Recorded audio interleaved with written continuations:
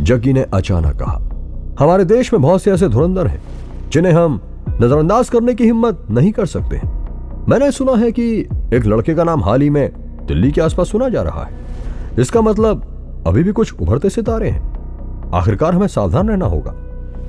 जब सभी ने यह सुना तो वे जग्गी की बात से सहमत हो गए। अरे तो क्या यह लड़का वो पुष्कर ही तो नहीं है? इस बार हम जिस समुद्री जानवर की तलाश कर रहे हैं वह बहुत बड़ा है, इसलिए हमें आप दोनों पर भरोसा करना होगा।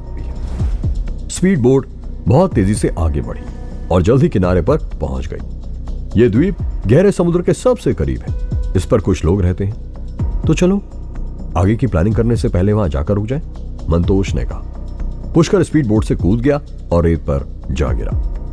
उसने सबसे पहले एक छोटी सी घंटी निकाली और उसे बजाया। जादुई आवाज से उसे साफ महसूस हो रहा था कि वह टुकड़ा उससे ज्यादा दूर नहीं है। तभी देबू ने पुष्कर पर नजर डाली, अपना सिर हिलाया और मजाक उड़ाया। गजेंद्र, भले ही हम दोनों नहीं आए, आप इन दो लोगों को आने के लिए इनवाइट नहीं करेंगे, है ना?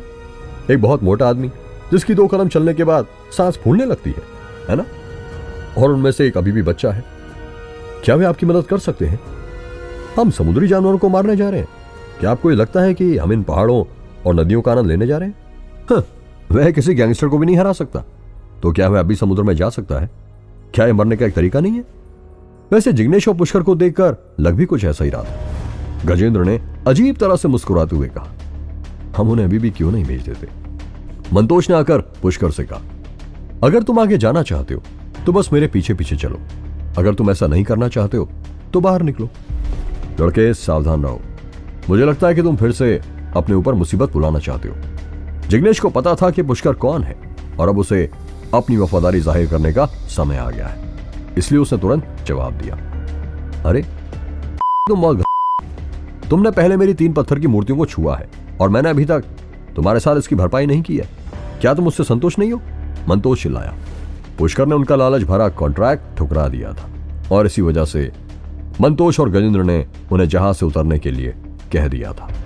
चलो पहले मछली पकड़ने वालों के गांव चलें। पुष्कर ने 2 कदम उठाए, श्वेता की ओर पीछे देखा और कहा, तुम्हारे बारे में क्या?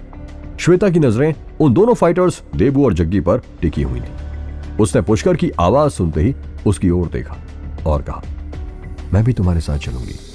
ये गांव जो एकदम साधारण सा मछुआरों का गांव लगता था। पुष्कर और बाकियों के साथ यहां पर जो घटना घटी वह पहले कभी नहीं हुई थी।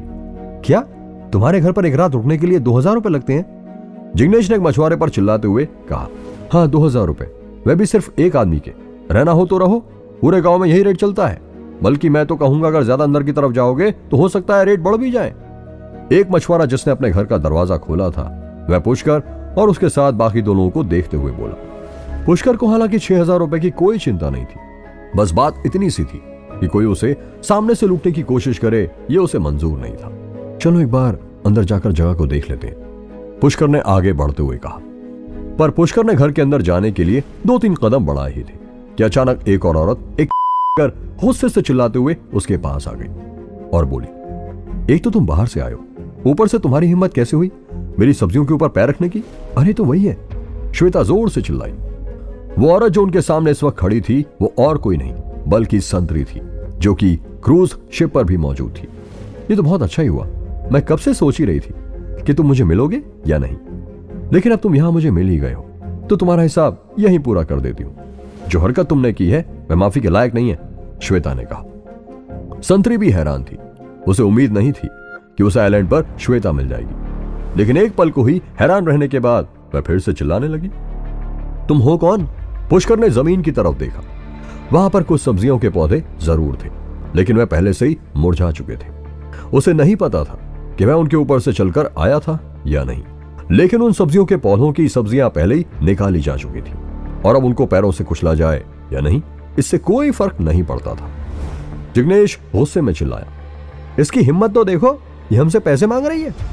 संतरी एकदम से मोटे मोटे आंसू बहाकर रोने लगी और जोर से चिल्लाकर बोली, सुनो सुनो, सब सुनो, चाचा देखो ये बाहर से आए हुए लोगों ने मेरी पूरी सब्जी का खेत पैरों तले कुचल दिया। इन सब्जियों के तुम्हें कितने रुपए चाहिए? पुष्कर ने कहा। जिग्नेश और श्वेता दोनों ने कंफ्यूज होकर पुष्कर की ओर देखा। वह उन्हें कॉम्पनसेशन क्यों दे रहा था? संतरी चिल्लाई, तुमने मेरा पूरा खेत तबाह कर दिया। मैंने पूरे साल भर ये सब्जियां उगाने में मेहनत की थी। तुम्हें कम से कम 10-20 हजार रुपए तो देने पड़ेंगे। पुष्कर ने उसे कुछ पल घूर कर देखा और फिर अचानक मुस्कुराते हुए कहा, तुम्हें डर नहीं लगता कि तुम का पैसा जमा कर लोगी तो तुम्हारे पास पैसे को खर्च करने के लिए जिंदगी में नहीं बचेगी? क्या मतलब है तुम्हारा? तुम क्या मुझे श्राप दे रहे हो? मुझे नहीं पता था कि इतनी कम उम्र होकर भी तुम्हारे दिल में इस तरह के बुरे ख्यालात होंगे।